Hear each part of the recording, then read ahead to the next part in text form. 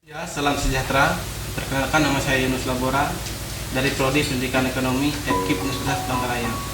Di sini saya akan menjelaskan materi daring dari sejarah Indonesia dengan judul materi Perjuangan Meraih Kemerdekaan pada Masa Pendudukan Jepang.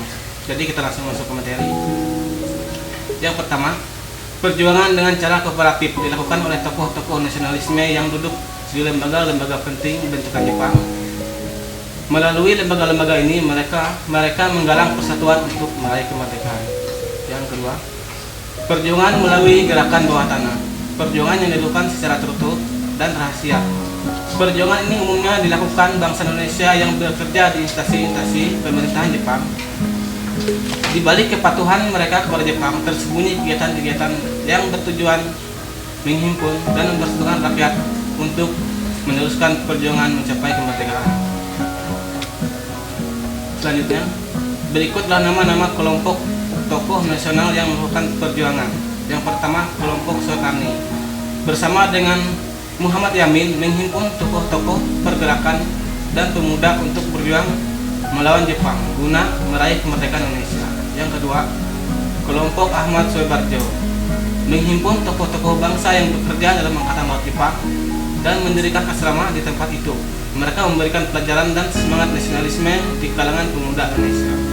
Kelompok yang selanjutnya adalah kelompok Sultan Syahrir yang membangun gerakan bawah tanah anti fasis.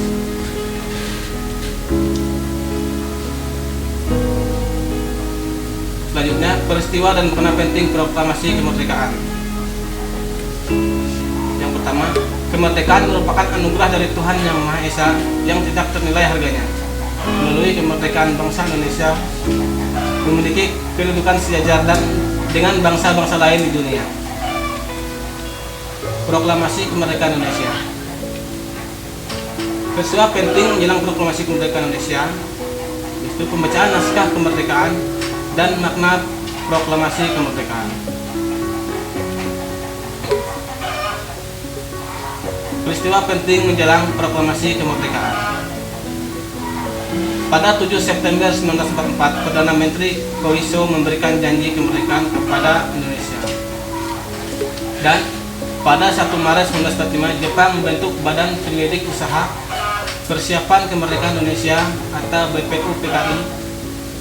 Selanjutnya, BPUPKI beberapa kali mengadakan sidang membahas dasar negara Indonesia.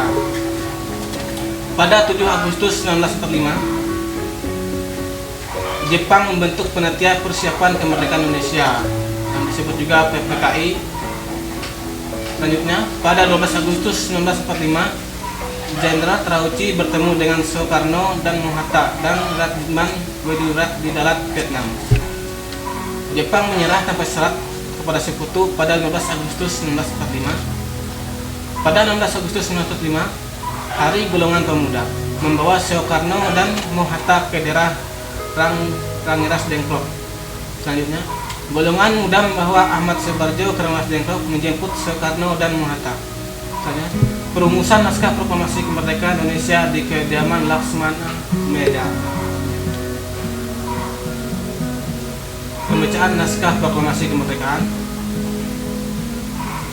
Teks proklamasi kemerdekaan rencananya akan dibicarakan di lapangan Ikada, akan tetapi rencana ini dibatalkan karena lapangan Ikada dijaga ketat pasukan Jepang.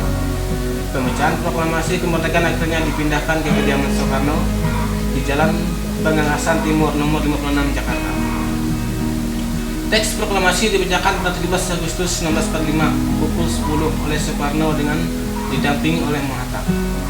Setelah teks proklamasi kemerdekaan dibacakan, Suhut dan Latif Hadiningrat mengibarkan bendera merah putih yang disiapkan oleh Fatmawati Soekarno. Seluruh hadirin spontan menyanyikan lagu Indonesia Raya mengiringi pengibaran bendera merah putih. Setelah pengibaran bendera putih, Suharjo dan Muwardi menyampaikan pidato.